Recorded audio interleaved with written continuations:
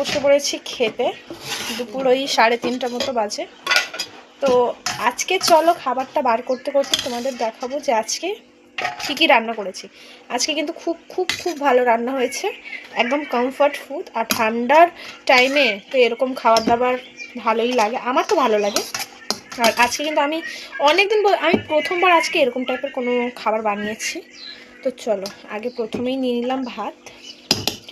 আর যেহেতু আজকে টিউসডে, তো আজকে আমাদের এমনি তো মানে কোনো কিছু সেরকম রান্না হয় না, অনেক সময় হয় যে খেয়ে নিই। আর না দাঁড়াও, ঘিটা পরে নিচ্ছে, আগে দেখাই যে কি স্পেশাল কী রান্না করেছি। এই দেখো এখানটা আছে ভর্তা, এটা হচ্ছে আলু ভর্তা, এটা নিয়ে নিলাম। তারপর এটা হচ্ছে বেগুন পোড়া, বেগুন, টমেটো, রসুন, কাঁচা লঙ্কা সব পোড়া করে, তারপর কাঁচা পেঁয়াজ আর ধনিয়া পাতা এগুলো দিয়ে, কাঁচা সর্ষের তেল দিয়ে সব দিয়ে সুন্দর করে মেখেছি।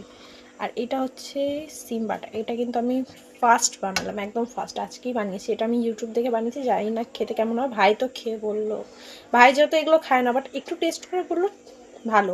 এবার ও কিন্তু এগুলো টেস্ট খুব একটা বুঝবে না, তা আমি খেয়ে বলবো যে কেমন হয়েছে।